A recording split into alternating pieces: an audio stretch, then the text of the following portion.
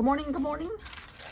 We are doing our sea pieces, SEAPIECES,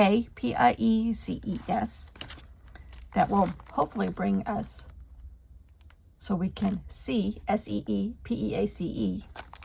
But they're stories from the sea told in a journal. And this all happened because, if you've already heard this, there's a couple new people, so if you've already heard this, just let me rattle for a minute here. Reno, Nevada, PBS station on YouTube had a great story about a dinosaur that lived in the ocean that was discovered in Nevada. Well, if you know anything about Nevada, it's desert, a lot of it, or mountains, or the combo of both.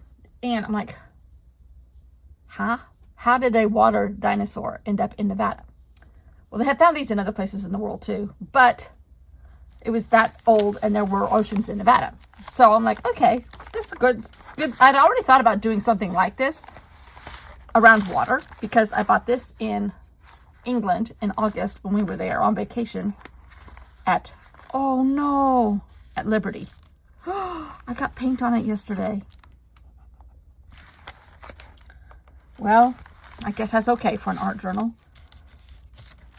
Nothing's pristine around me. But anyhow, I just love this. And I'm like, I don't know what I'm going to do with it, but I'm going to buy it. So I did. So this is the perfect journal. And I'm going to do a couple of these Sea Pieces volumes throughout 2025. Not consecutively, but for, I like to make my projects like a month long. And so the month of January, I'm doing sea dragons, which is what they called this dinosaur that was in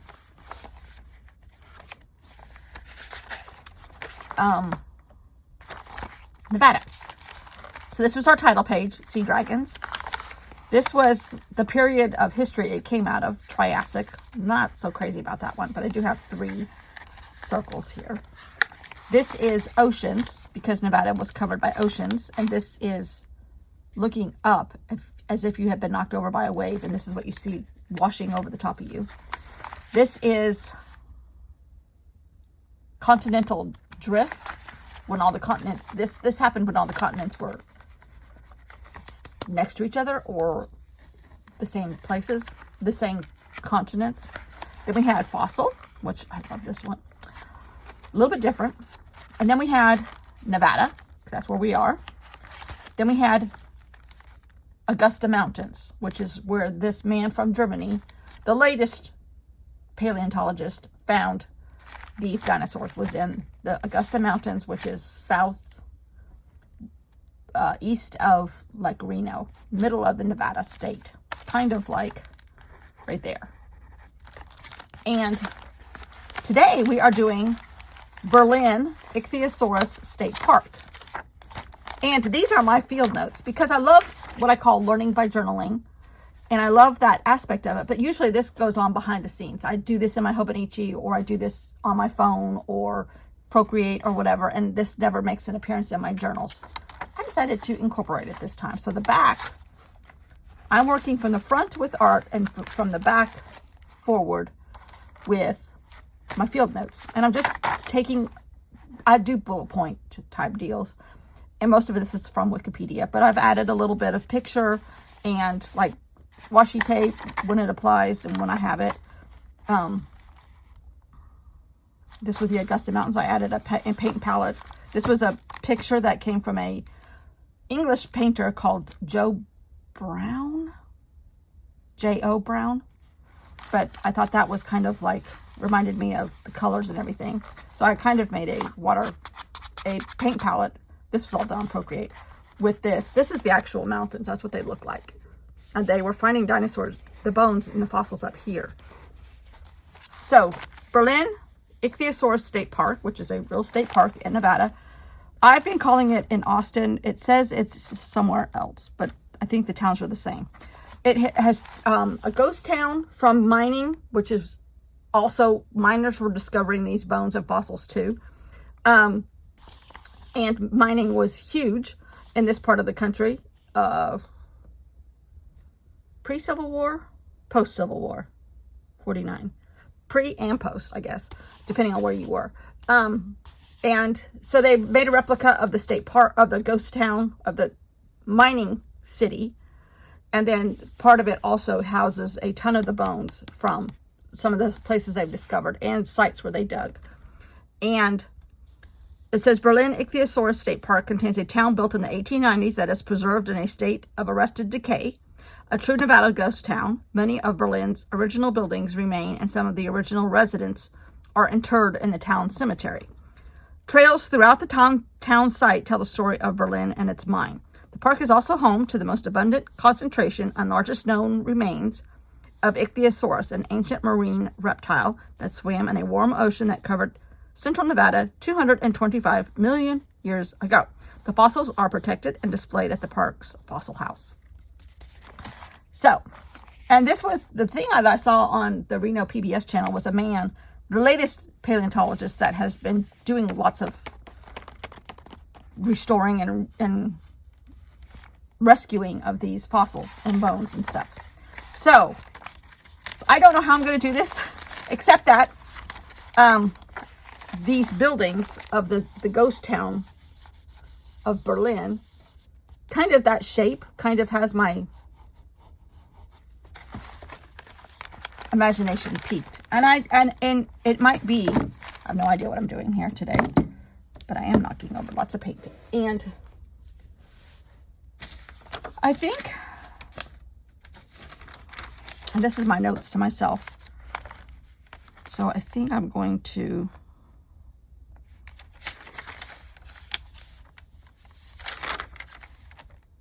here we go. Okay, I already checked it off. Okay. Tomorrow, then I'm going to start getting into some of these people that miners, a lady that was doing topography. Is that the making of maps, topography? Annie Alexander in 1905 found some bones. An artist, some of these different names that were mentioned on this blurb, it was like 20 minutes long. Martin Sanders is the guy from Germany that's been doing the most latest. And I mean, this is like since the 70s, I think. And then there's kind of some art and bone concepts that this museum kind of mixed together, which I thought was interesting. Not this museum, the Nevada Museum of Art has also done a site. And it's actually ongoing right now. I think, if I remember right, I think so. About sea dragons and how they incorporated art and technology and fossils, which I thought that's what triggered me. I'm like, can you turn fossils into an art statement? Yes, you can, it turns out. So anyhow, so after today, we'll have a few people, then we have a few concepts, and I don't know how I'm going to do that, but that's tomorrow. That's another day to worry about. So I think what I'm going to do is just draw a kind of like, not unlike some kind of tab. I just want an abstract shape that may have been like a ghost town building, right? When we were kids, I did a ton of camping when I was a kid. And in this kind of area, we were kind of, when you left the San Francisco Bay Area to go camping, you either went south or you went east, because you couldn't, or north if you were going to Oregon and Washington. But we usually, like every other year, we went east because we would see my grandmother and cousins and stuff in Ohio. But a lot of times, our first stop then was, if you know this area, Winnemucca, which is north of this. And so this kind of all reminds me of us doing stuff in this area. Kind of. Still 2 hours north or so. But we used to go to ghost towns a lot. And we were in Idaho, I think, one summer at a ghost town called Silver City. I don't even know if it still exists or not. Or if it's been taken over by property developers. I don't know. But we were walking around, and there were a few things, like buildings that you could walk into. And this was in the early 70s. So things were not commercialized.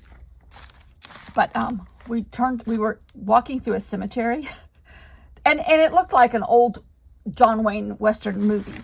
But we were walking through a cemetery, and my mom, for some reason, turned around and there was this gigantic bull with gigantic horns coming into the cemetery after us, walking, but still huge. And we're like, my mom's like, girls, because I had 2 sisters, girls, don't move.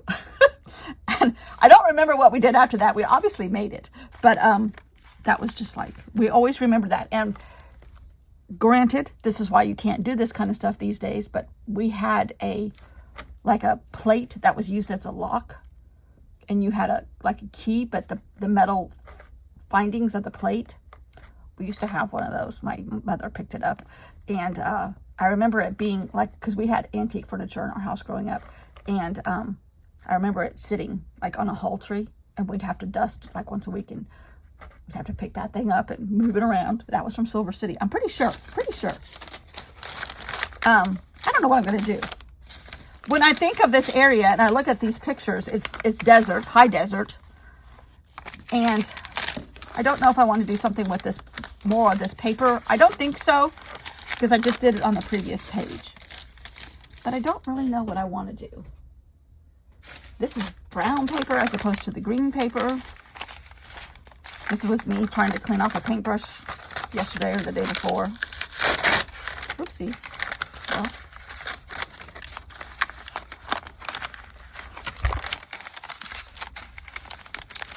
I could make a bigger one. Oh, let's try that. We can straighten these sides a little.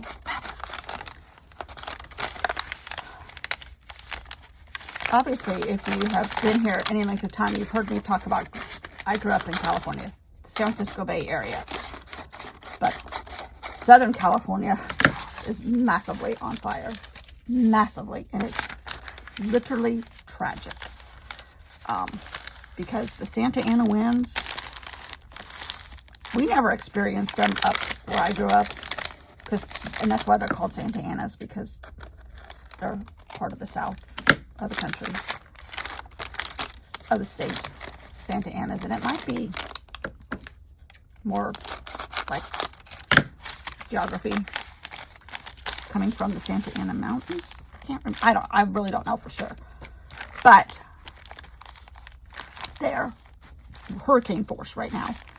And this fire is just whipping through these neighborhoods where people don't have enough time to even get in their cars and drive down the road because there's traffic jams, and they're leaving their cars and running, and bulldozers are coming and just shoving the cars aside so fire trucks can get. I mean, it's just tragic, and it's happened so fast.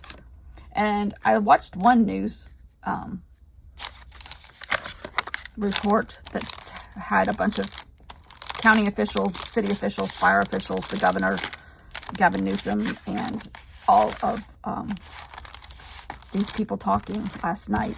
And the LA County Fire Department chief said there's no longer a fire season in California.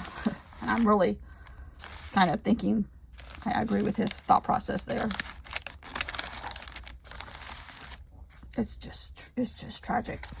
Hollywood people, I mean, and these are expensive homes. Not the most expensive, but if it keeps going crazy, it might be some of the most expensive ones. I mean, 3 or 4 million is average, and this maybe 4 or 5 million. I mean, in other parts of the country, they're probably just $1 million. But okay, I like that. It's horrible. Ooh, I'm using some of the papers I've already used just because the colors are right.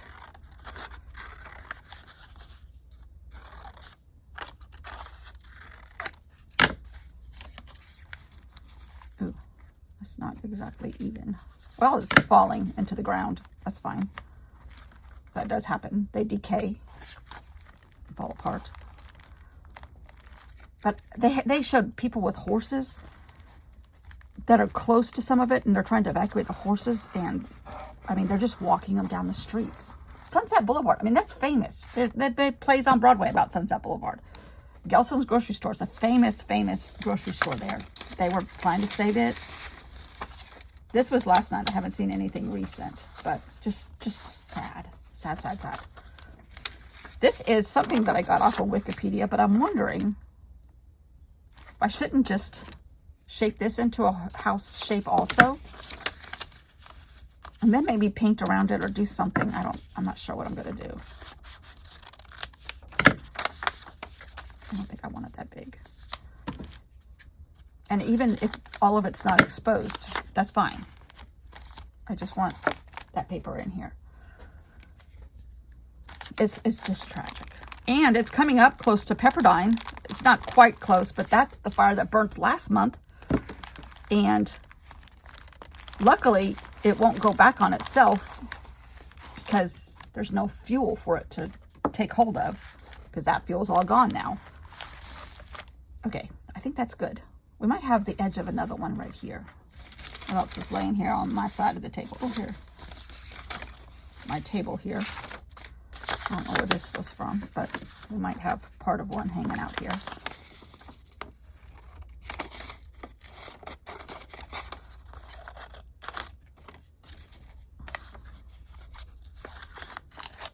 Oh, I cut it for the wrong side. No, well, yeah, I did. It's supposed to be.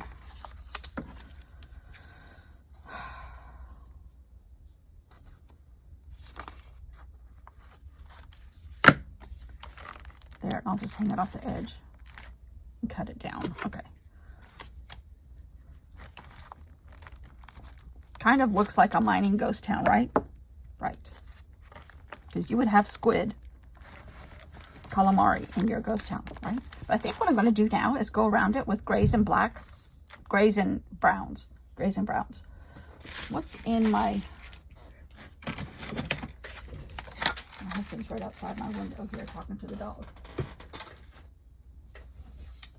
I'm going to open up my little palette of paint here. Oh, here's that. I'm looking for that. Okay, here's brown and here's gray. Here's another gray. And I might mix in a little green into some of these colors just to see what we get. Okay, maybe this too. All right.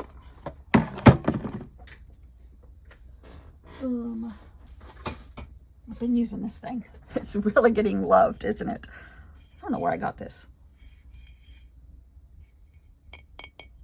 I might have found this at the thrift store, actually. All right. I got too much stuff in the way here.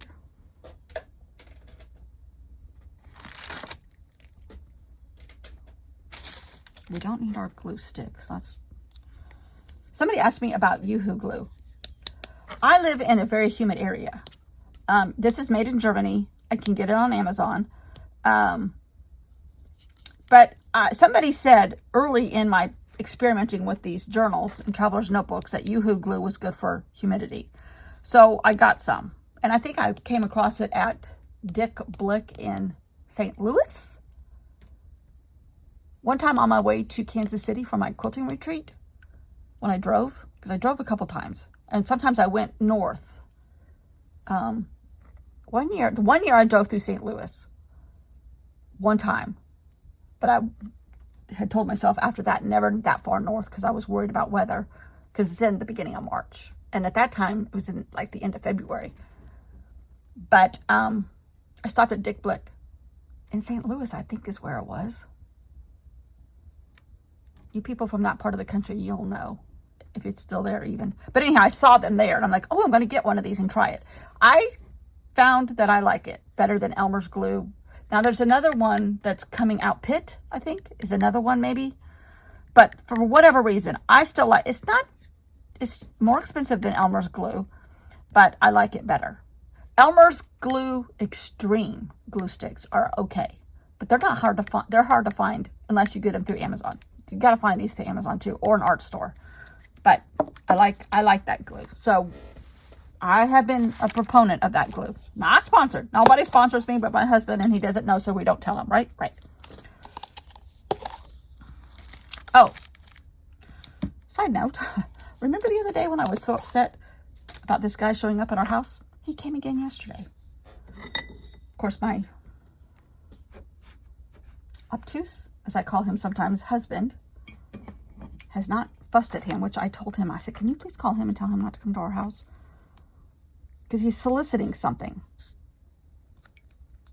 He wants to buy something from my husband that he knows about, that he had to do research on. And my husband is not going to sell it at this time. And he lives in this area of Columbia, but I'm like, he does not need to be coming to our house for this kind of stuff. I don't want him coming to our house. And my husband's like, I was like, because I heard Gunnar barking yesterday afternoon. I'm like, at least he's not coming when it's dark. I'm like, who is Gunnar barking at? I was thinking it was like Amazon or whatever, because he tries to eat the Amazon every time he comes, even though that man's usually bringing him dog treats or something dog related. And he goes, well, it was the kid again. I'm like, what? I said, I just got over being nervous about that. Okay, I'm going to just start this kind of stuff. Seeing where it goes. I was not happy about that. All right, I think I'm going to mix a little orange and with this gray. He said, well, I gave him my business card and told him to just call me. Like, but did he get the point of why he wants you to just call him? I don't know. He somehow, a little bit agrees with me being a little nervous about this guy showing up at our house, especially since we're not here all the time. Except that we do have a house sitter that is diligent, and our neighbor who is ex-military. Let's just put it that way. So it's like, okay, and I feel good about them being here, but I don't want that guy to keep showing up.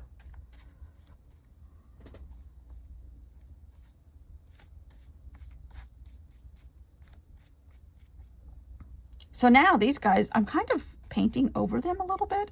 I want them to kind of blend into the background like they're decaying into the soil.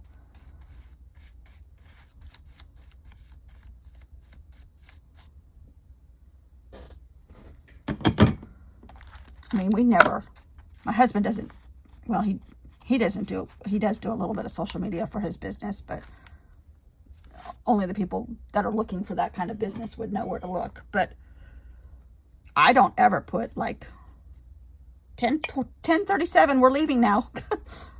We don't do that. And our house is not left empty. So it's like,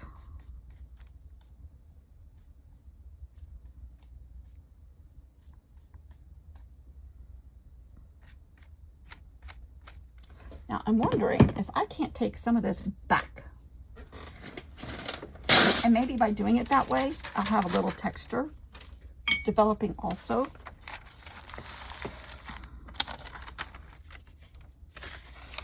No, not really, but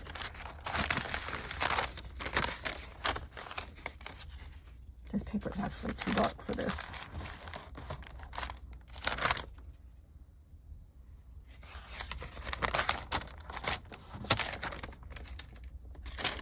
I wonder if I take some of this wet paint and just kind of, yeah, see, that's what I'm looking for. This looks too human responsible. Oh man. Now, because the paper, this background paper had pink in it, should I do something with more pink? As if like the sun was bouncing off a specific rock. Oh, wait a minute. No, I think I want to do a little of this. Because when this dries, it'll be like foggy, antique, decrepit, caving in buildings. Hopefully. And because I painted over some of the edges and kind of blended all the paper together, I think it'll kind of give you like a ghost effect of those buildings being here. And hopefully,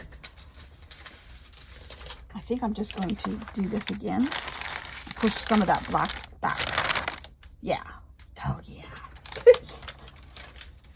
Sometimes I actually figure things out. But it's hit or miss the black now. And I really like that.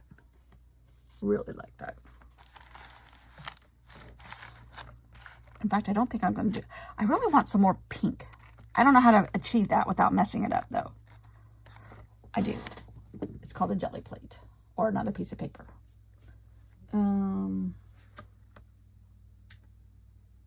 Sometimes it's just fun to do it with another piece of paper. The uncontrolled aspect of it.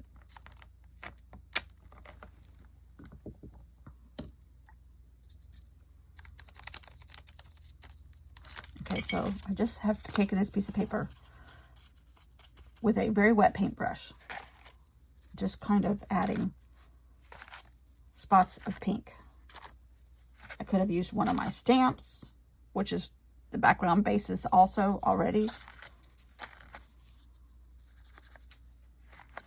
Kind of blending the green on the buildings with the pink. So the moss is getting a little bit of sun highlights too. Now there's no green right here. I think there needs to be a little green. So let's just take that same piece of paper and add a little green to it. This mossy green that I created. And do the same thing. That requires a little bit more force though, because that paper's so dark. Yeah. You might not be able to see it, but I'll show you.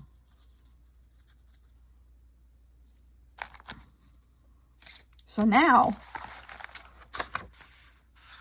there's green showing up there, a little bit over here, a little bit over here. So kind of all just comes together as if it were the Berlin Ichthyosaurus State Park welcome sign, right?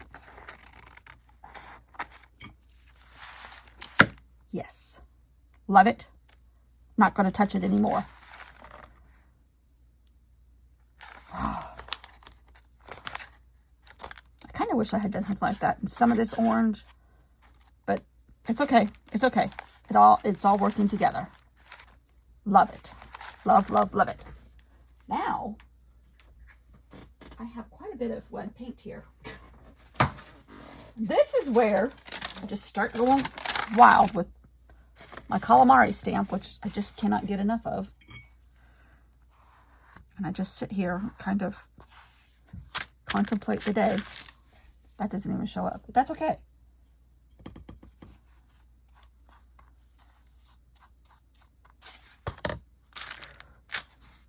It really doesn't show up. All right, let's get some of that mossy green. Got a little bit of it left. Okay, that's showing up a little bit.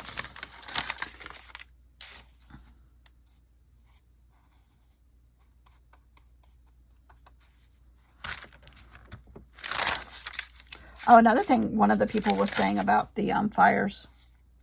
So many insurance companies are canceling people's insurance policies in that area, Southern California, in the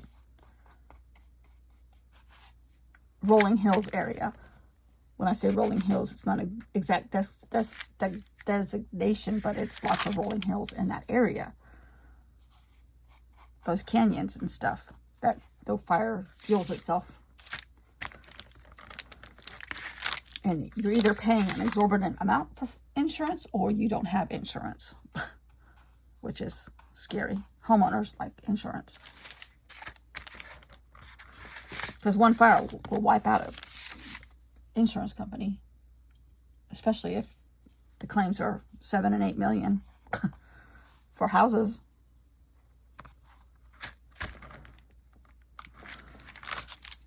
Ooh, I like that green mixed with these bright colors. It's kind of dulling it down a little bit.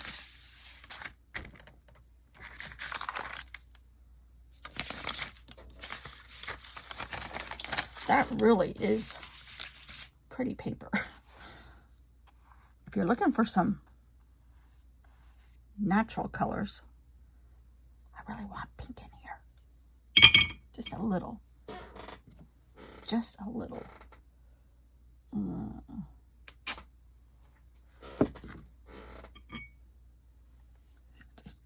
a little bit and kind of squish it in a little bit. Ooh, and voila. Voila.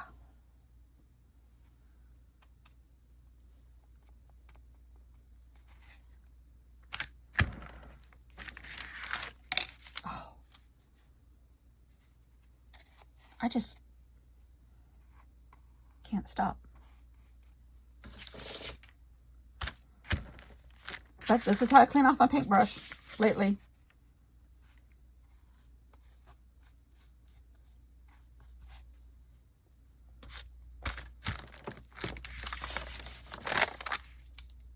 Ooh, now I got a lot of this brown. What other color could I add to the brown to make it visible?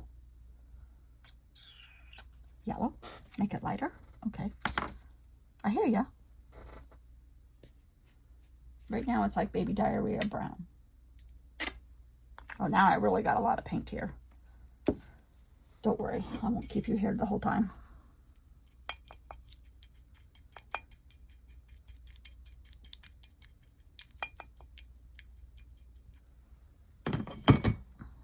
All right, let's use a different one. Maybe two. See if that shows up. Oh, yeah.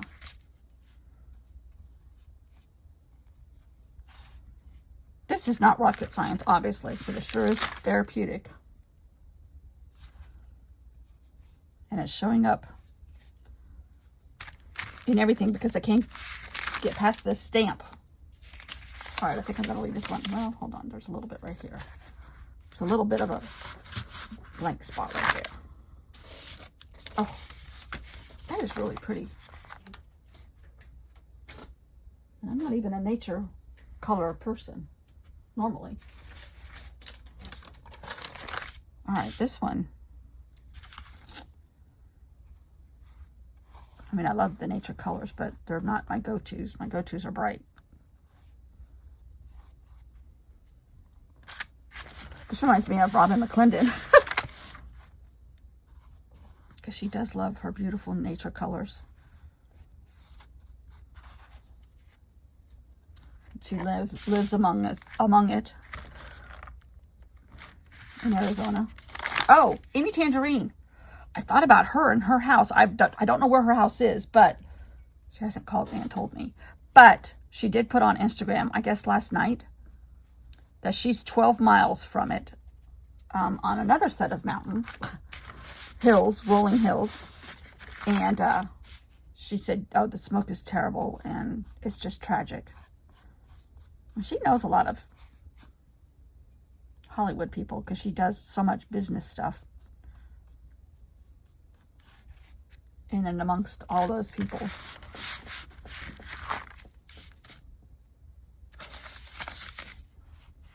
Plus, I mean, she started, I don't know if she still does it or not, but she was scrapbooking for some of those people. Like, rich people would give her their pictures and she would make their scrapbooks of their trips.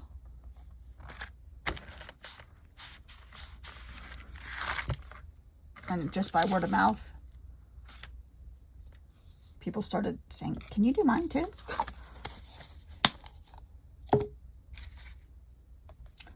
Where does this paint go? Some of these I can add some more paint to. This is my traveling set though. These little like salad dressing cups you can get on at Walmart or whatever, the grocery store a lot now. And I just get them and they go in this Tupperware container that I made sure was tall enough. And I just keep adding all the scrap bottles of paint. It's just acrylic, not good paints. But keeping them in a container with a lid, in a container with another lid, doesn't let them dry out. Sandy Hester did that. I'm like, that's a great idea. I mean, making stuff go from here to the beach. That was a good move. And I'm using my paints more this fashion. I don't think y'all need to see me do this over and over again, do you? I'm just playing. I'm cleaning off my paint palette. In and amongst all this. Pretty natural colors. This paper down here, even though I have a nice craft mat, but I'm ready to pull that off and use it. Nothing's sacred. It all gets used. It turns into sacred treasure art, treasure journals. I'm going to squish a little pink in here and see what happens.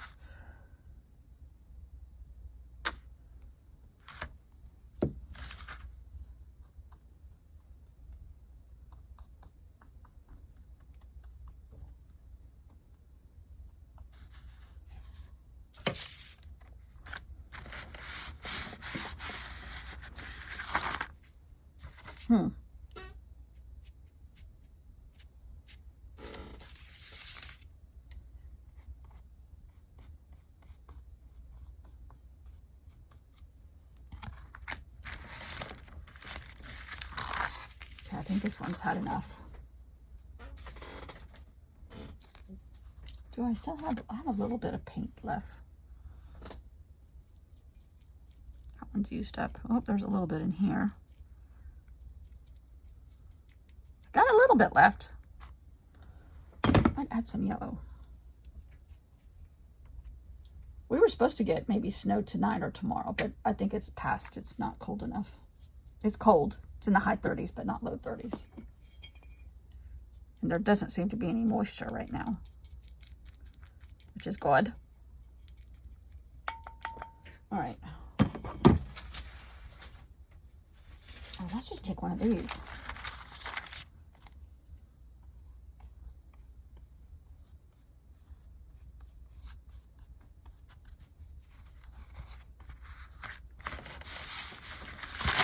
I mean, it can look a little bit like cobblestones too. Like you're walking down a path. But you see how I treat these things. And they're holding up. The stickiness has not gone away. They're not compromised that way. I don't wash them. I keep adding color on top. And, I mean, I've used them a good bit. And they're still holding up.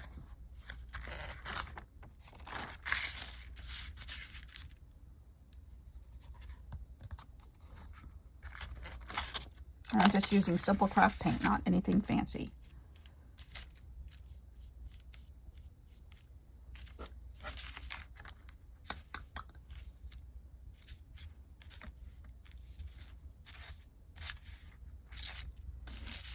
I like it when stuff goes off the edge.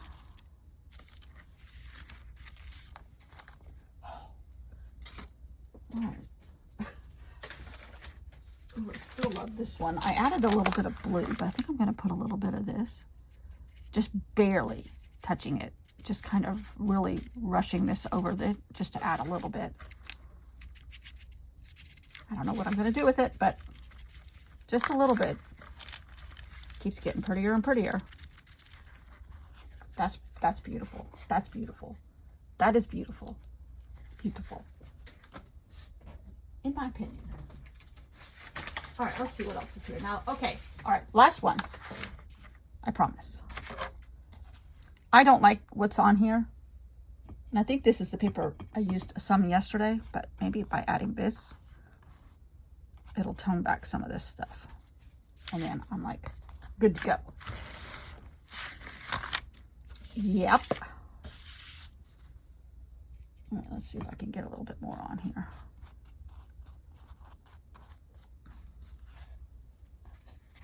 Trying to get it in the right place. Oh yeah. There's a little bit of gold on here, which always is good.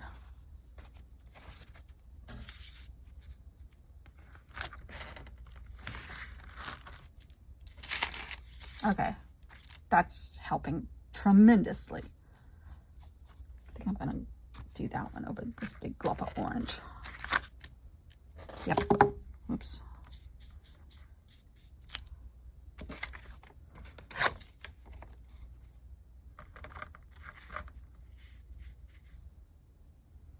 Wow. So, color is spectacular.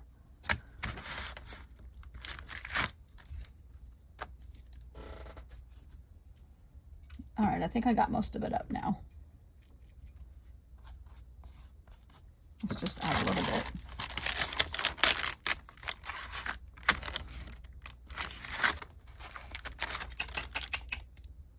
All right, brush. I think you've done your duty here.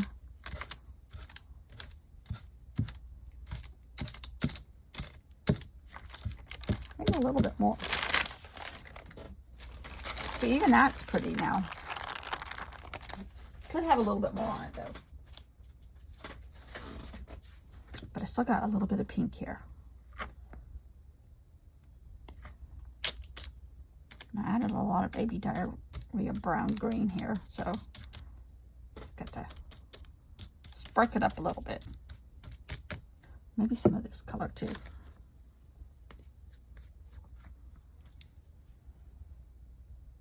Oh dear, too much. And this is not supposed to be intentional here, but sometimes I do play with it enough to get it intentional. Whoa. I think I'm gonna pull this one up, call this one done. Okay, now what do I do? Ooh. Here's this. Let's just see what happens.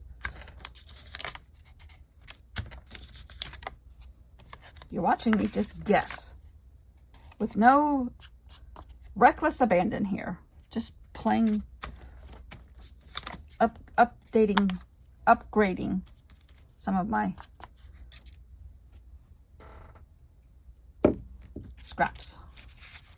Changing them out a little bit. Done. Stop. Paintbrush is down. Uh-oh, where's the lid? Here it is.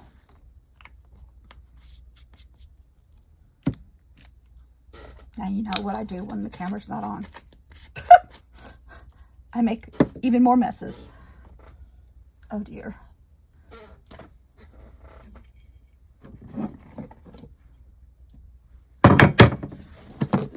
Now this is all wet. Oh, yesterday I spilt orange paint on the floor. Didn't realize it and I stepped in it. My husband's like, am I going crazy or do I see orange on the floor? I'm like, oh God. No, you don't. I ran and got some, luckily we caught it early. Like some baby wipes and picked it up.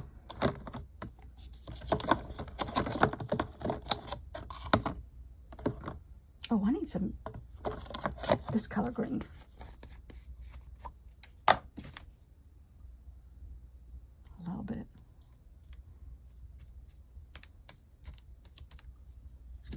Stop. It's so much fun. It's better than what's happening in the real world. My color world is so much nicer. I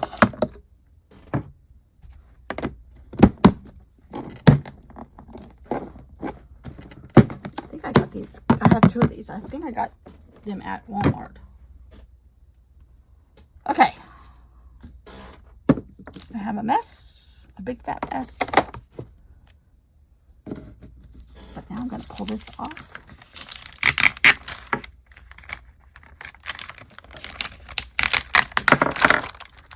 And let this dry. Maybe I'll use it tomorrow. Annie Alexander. I think Annie Alexander would have liked color. Oh, yum. All right, thanks for watching. I'm going to stop babbling. I need to go work in my Hobonichi. Well, that was fun. Thanks for watching. Bye.